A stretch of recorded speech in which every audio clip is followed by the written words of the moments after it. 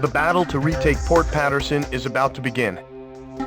Our scattered forces have come together for this battle. They're few in number, but we've managed to assemble a small ground force. However, the LASAF fleet continues to gather in Port Paterson, and the presence of the Transportation Corps has also been confirmed. Having lost Puna Base, it appears LASAF now intends to shuttle in troops and supplies overseas. If any more ships dock at Port Paterson, enemy strength will become more than our ground troops can handle. In order to prevent this, we need you to launch a preliminary strike on Port Paterson. Destroy all enemy supply vessels, landing ships, and freighters. In particular, try to keep as many enemy landing ships from entering the port as possible. Battle supplies must not reach the enemy. The number of enemy landing ships inside the port will be displayed on the MPG in the upper right-hand corner of your HUD. If the MPG reaches the max level, our forces will no longer be able to retake Port Paterson. This time, a substantial enemy counterattack is to be expected. It seems the loss of Puna Base has put them on guard. Please be careful.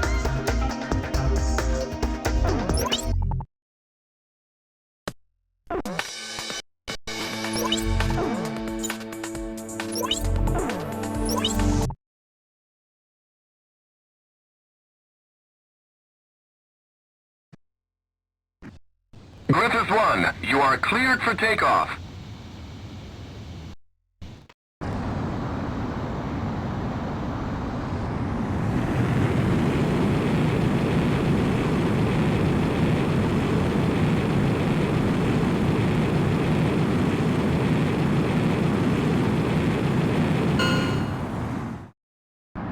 Griffith 1, altitude restrictions canceled.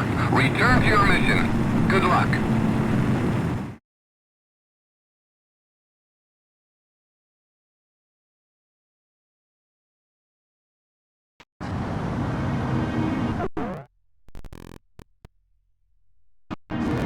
To Griffith 1. Check your MPG on the right side of the HUD. The MPG will display the number of landing ships in the port. Please pay careful attention to the MPG during this mission. So, you're Griffith 1, huh? I'm Major Burton, ground port commander. There are landing ships within the enemy fleet. We'll lose the battle if a battalion is allowed to make it ashore. Do not allow more than 3 landing ships to enter the port. We'll be risking our necks out here with you. Let's take back Port Paterson. Huh? Wait, I've got something on radar. Put the city on high alert. I don't want to see so much as a kitten out on those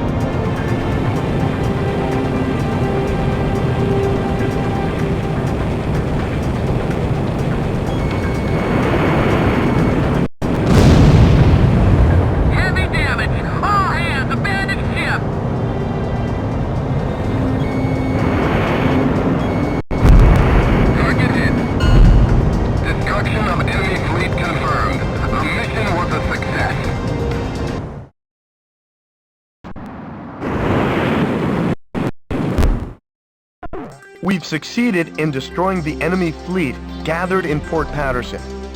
Our ground troops scored a major victory by using the chaos caused by our attack to storm in and secure the port. We freed Port Paterson from the hands of the enemy. It's still kind of hard to believe.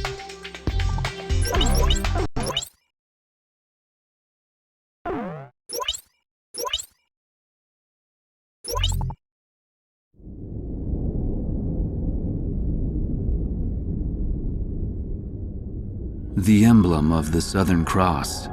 It was on that very day that the aircraft bearing the mark of the Southern Hemisphere brought about the defeat of Laysath forces. But the story barely made the news, and the Army showed no apparent reaction. Almost nightly, Laysath's commanding officer, Diego Gaspar Navarro, plays host to grand banquets within Gaius Tower. This evening, he is once again proudly trumpeting the glory of his airborne fortress. I've heard the speech so many times, it feels like I wrote it. Which, in a way, is a good thing, because it lets me concentrate on enjoying the food instead. As I gazed out the window at the night sky, I felt as if even the phases of the moon were somehow at odds with those of the Northern Hemisphere.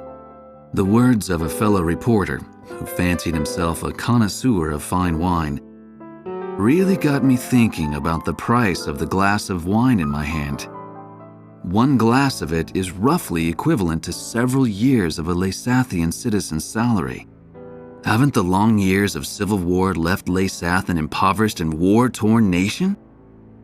Whatever the case, much is unclear about the flow of money in Laysath.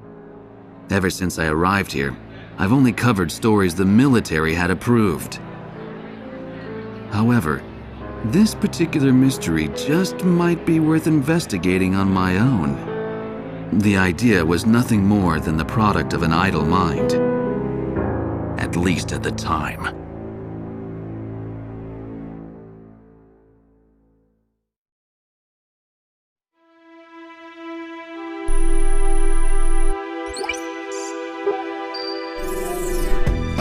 Okay, let's get started with a report of the situation. I think our best option under the circumstances would be to head towards Santa Elva. Santa Elva is a strategic location that we have to pass through to get to the capital, Griswold. However, there are several other strategic points on the way to Santa Elva. Which points you choose and in what order you do so is up to you. It looks like your decisions will affect the course of this battle. I know it's an immense responsibility, but there's no one else to count on. We're relying on you to get us through this. It appears that the enemy's Miller unit is gathering at Kings Hill. It looks like they're trying to take back Port Paterson. I wonder what they're up to. Next, we have reports that the Allied Davis unit is cut off at Stand Canyon. Gleipnir took off from Puna Base and is currently standing by at Terminus Island. With the long strike range of the Gleipnir, there's not much our forces can do. It appears that the enemy is moving towards Stand Canyon to eliminate our remaining forces. We'll need those remaining forces in our attack on Santa Elva, so I think we should probably send help.